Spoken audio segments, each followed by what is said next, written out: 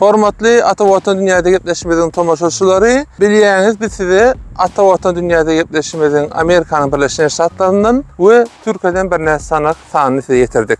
Ine şonu bize iň köp gelen soralaryň birisi Amerika nähili gitmeli? Aslında şu gepleşmede size kısa şolarda maglumat bermek isteriz. Ýöne eğerde has giňişli maglumat diýen siz şu gepleşiň aşagyna, ýani Ata Watan TV YouTube kanalyny kommentarda soralaryňyzy, maslahatlaryňyzy, bellikleňizi bize ýetirin. Bizim ne şolaryň netijesine görä size dizayn edip bir giňişli gepleş getireli. Inni Amerika nähili gelip bolýar? Esasen biz bir näse ýol bar, biz 4 sanak ýolmuşda durmak isteriz. Birinji ýoly gezelenç, ýani turist bolup gelmek näme bilýäňiz? Men Amerikany görmek isteýän. New York, San Francisco, Los Angeles, Florida, Miami, haýsy şäherler bolsa, şu şähere gelip Amerikany görüp gezelenç etip bilýäňiz. Birinji ýoly, ikinji ýol bolsa talip bolbam. Ine mektep okuwçysyndan başlap doktora, hatta doktordan sonra postdoktora diye derejesine neçeli görnüşleri var. Misal üçün bakalavr üçün gelecek bolsaňyz, ýani universiteden 4 ýyllyk universitede okumak üçün gelecek bolsaňyz, ýa-da magistr üçün gelecek bolsaňyz, ýa-da doktor derejesini almak üçün gelecek bolsaňyz, ine bulam bir görnüşi. Muňa F1 diýilýär, F1 wizasy bilen gelýäňiz. Beýleki birincide B1 wizasy, muňa da F1. Ine men misal üçün şu wagt aslında men Amerika şu wagt geleleriň ählisinde diýen ýaly turist wizasy bilen geldim. Ýani turist bolup geldim. Bu gerek bolsa F1 wizasy bilen ýani häzirki wagtda bilmeýänler üçin aýdym, men Kaliforniýa Universitetiniň Davis hukuk fakultetinde magistrlyk hukuk ugrunda magistrlyk üçin bärde talip bolup geldim. F1 bilen geldim. Men şu ýerek maşgalan çağıram bilen geldim. Olaram maňa garaşly wiza hökümden ötýär, F2 wizasy bilen geldi. Ýani Amerika siz maşgalaňyz bilen eger talip bolup gelýän bolsaňyz, maşgalaňyz bilen çağlar bilen gelip bilersiňiz, şonda çağlaryňyzy mektebe berip ine olaram okatyp bilersiňiz. Ine bilen bir görnüş.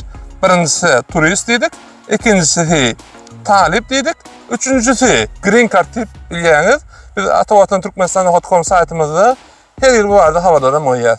Oktyabr aýlaryna başlaýar, noýabr aýynda tamamlanýar, resminama tapşyryşy we inniki ýylyň, ýani gelecek ýylyň may aýyna şolar bilen manaşyk netije belli bolýar.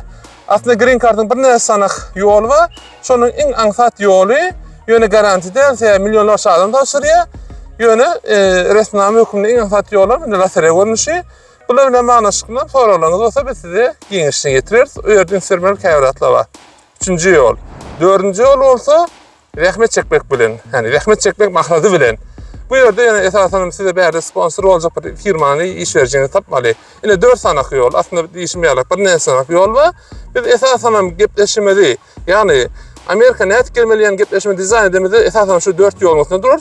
Ýok, başga da ýollar eger seýän bolsaňyz, olar barda da soralaryňyz bolsa, belki olar barda da giňişçe maglumat berip bilersiz. Ine Amerika'ya gelecek bolsaňyz ünsvermeli käwratlar we olaryň aýtyp geçeli. Birincisi Amerika näme maksat bilen geljek? Maksat diýär.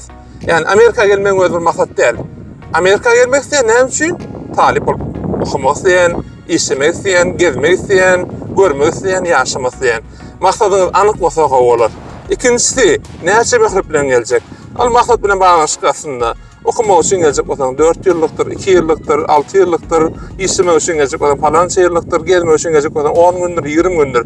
Aslında maksat bilen baglanşykly. Ýani näme üçin geljegiňi we näçe möhlet bilen geljegiňi, biram haýdy ştada geljegiňi. Amerika bilýäňiz 50 sanyk ştatynda bar. Her ştatyň öz aýratynlyklary bar. Mysal üçin Kaliforniýa ştatyna biz Kaliforniýa ştaty gowy ştat, ören awadan hemme zatlar bilýärler. Ýöne mysal üçin negativ taraplary bar, gymmat ştat. Bolmagan berýän negativ taraplary mysal üçin aýtganda, şundan aklary teljerin. Bular nerede görüp bilersiň, Ata Watan Dünyada gepleşiklerimizden biz şu arada maglumatlar berýäris.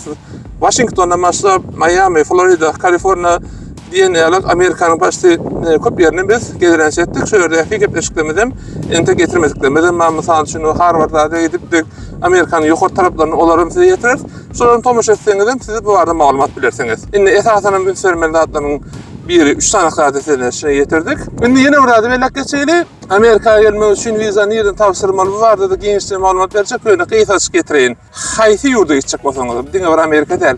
şol yurdun, öz yurdumuz ki, misal üçün Amerikanın Birleşmiş Ştatlarına gelmek istəyəməsiniz, Amerikanın Birleşmiş Ştatlarının Türkmenistan'daki elçixanasının web saytına girin, şu yerde vize bilen bağnaşıklı ähli malumatlar, birinci elle malumatlar, orijinal malumatlar. Yani onu okap, onu tesir edilen malumatlar değil, ya da bir başka mahluk niyetilen malumatlar değil, Amerikanın elçixanasının size getiren malumatlar birincisini seçmeyiniz olmalı. Şöyle malumatları. İkinci nöbette da misal üçün viza nere tavsırmalı? Amerikan online bilýäňiz. Biz o arada sayt berjek değil, yani sayt diyelim şu linkini paylaşacak. Sebebi ne için? Yani birinci nememizde dolanıp gelýäs. Amerikanın Birleşmiş Ştatlarının elçixanasında şu yerde link var, gün şondan girin. Bir aytmalı masalının sebeplerini biremşi.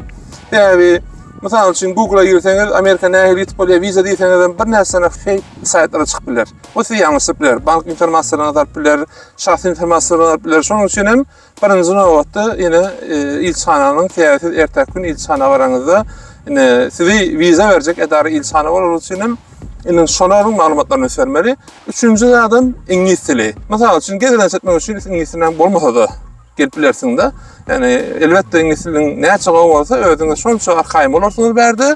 Şonun için hem ähli işlerinizi edenizde birini bir bağlamak, özünüze bir bağlan. Aslında durmuşum hem ne de şeyle bizim bir online biznes sabaklama deyip o da Amerika'dan bir terden başlayacak deyip o da şöyle de bu arada gençliğine durup geçer. Özünüze bir bağlan. Onun ne mi? Yine internet var, girin Google var. Ne bizim saytlarımızda, yan kaçmayak birinci nöbette elçixananyň saýty var. Ne bizim malumatlarımız var. Bize yazın, sorulamy, biz size getirelim. Özünüz öğrenecek bolun. Dil mi? Dil. Amerika gelmek istesen dil gerek yani neticede. Şonun için hem bilýänmeseňiz gowlaşdyryn, bilmeýänmeseňiz öwrenip başlaryň. Neticede mesela için Amerika bolmadymy? Bakanlar ingilisini öwrenip kalarsınız. Şonun için hem bu zatlara üns bermeli. Ine bizim gepleşimiziň esasy dizayn etmek istäýän nememiz şu platformada, şu nemede bolar. Şonun için hem hormatly tomoşaçylarymyz, ähli soralaryňyzy yine bizim YouTube kanalımızda, biz Gıyfaş Instagram'da da paylaşacak, TikTok'ta da paylaşacak, o yerde de hem bizim bir yerde cemler YouTube kanalımızda yine şu yerde komentara yazın. Yine bizim şuları alıp hemmesini cemler hakkında gepleşimizi hangi genişliğini dizayn ederiz, hem sorularına da cevap olur. Yine şunun önemli Gıyfaş gepleşimizi, aslında gepleşik değil, bir nemecik bir tayarlık değil, şu yerde cemler, hoş, sağ olun.